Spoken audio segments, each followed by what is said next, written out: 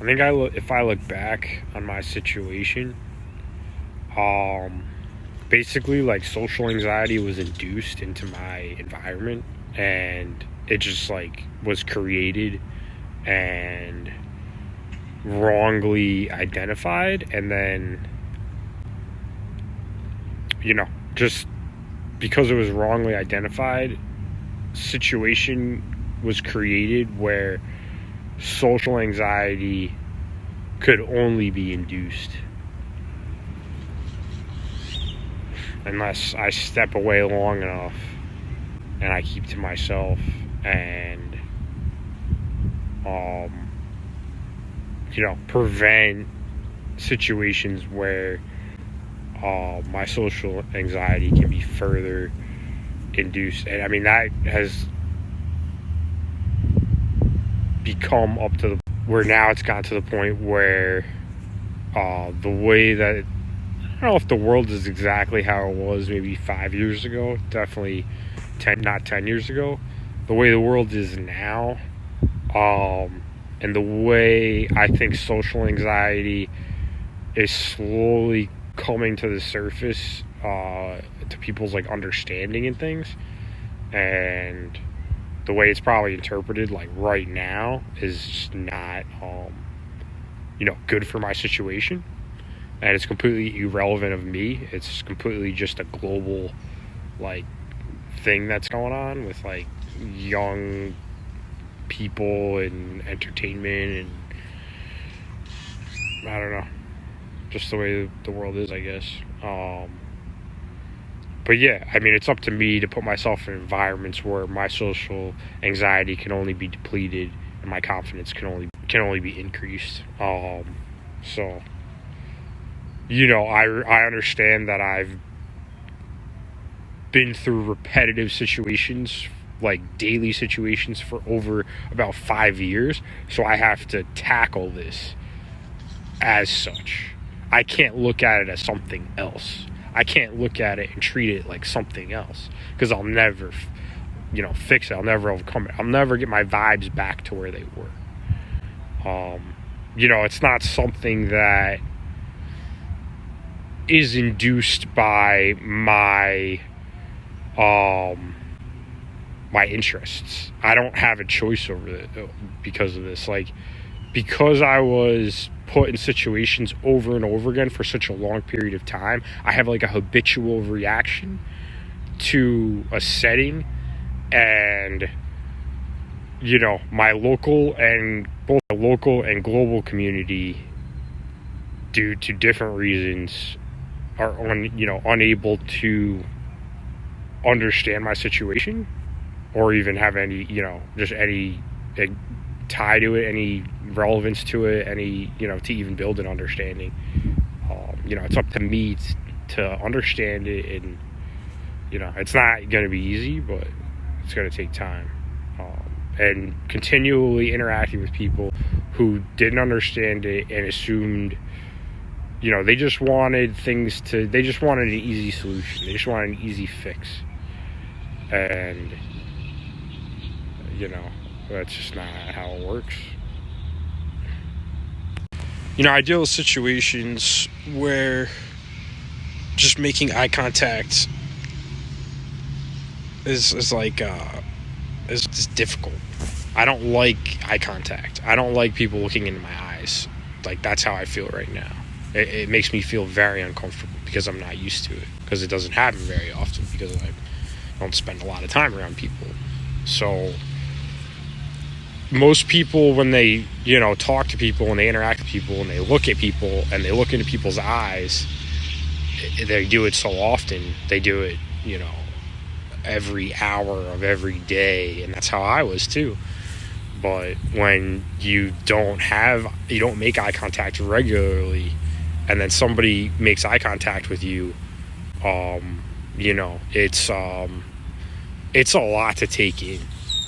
It's a lot, and then there's other awareness factors once like that initial trigger happens that could just domino effect from anywhere, from left and right. So it's just like, it's just understanding what things are and how, where they come from.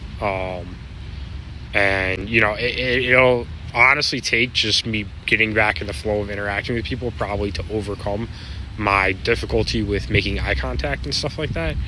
But whether or not that happens, I understand what it is. I understand that I probably just have to interact with people, on a regular basis, how most people normally do, and that probably would fade in a matter of weeks.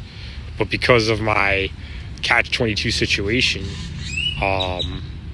where my age, everybody just kind of does their own thing, and that's kind of a difficult. But understanding my reaction to this, is completely independent of who I'm interacting with, their age, their race, their sex, what they look like. It's completely irrelevant. The triggers are based off of habitual, just people over and over again, I guess, not understanding and not listening. And, slowly but surely the steps will be taken. And if they're not, I don't know.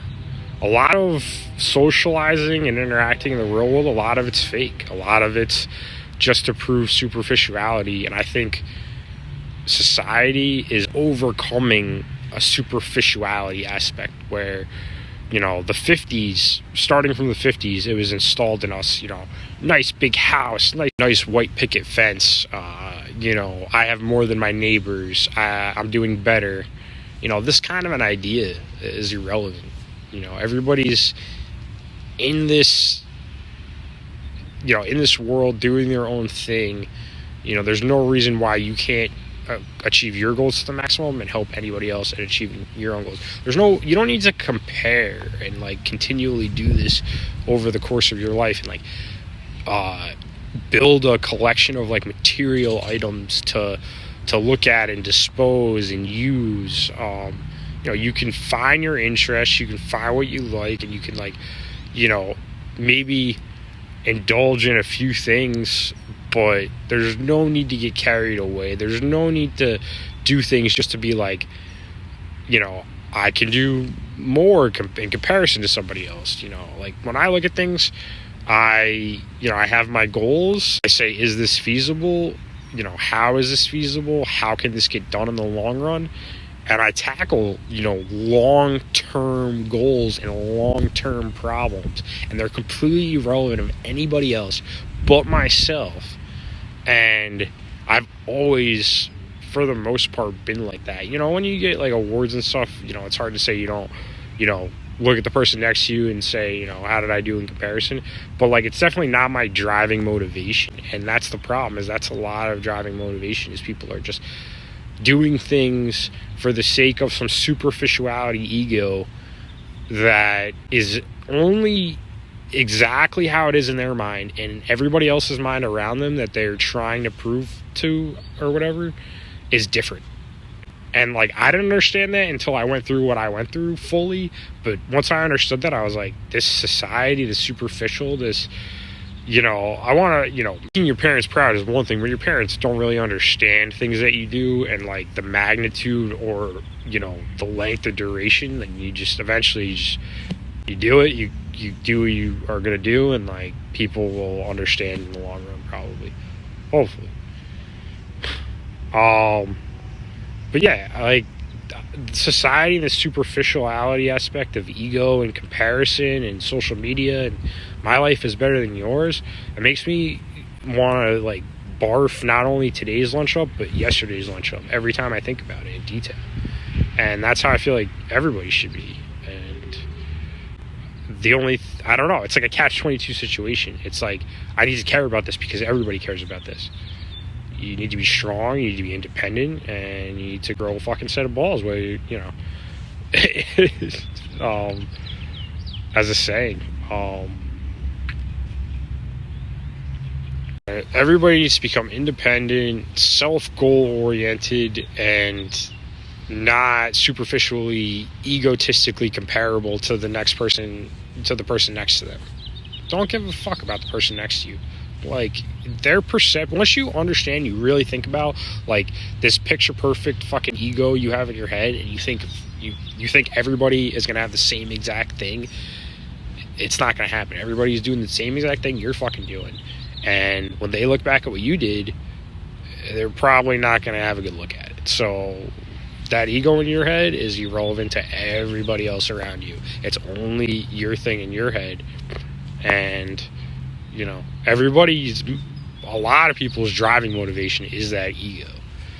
And I don't know, like, the goals and accomplishments themselves, depending on what they are great motivational tools, but the fake picture of, you know, I don't know, like, make this much of my life, I can buy this many things. Like, if there's no specific purpose to give back or improve in the long run, then it's garbage. Like, it's just, you know, I don't know, tell me I'm wrong. Other than to, like, look cool, I guess that's like the most important thing to people. Then everyone's different, I guess.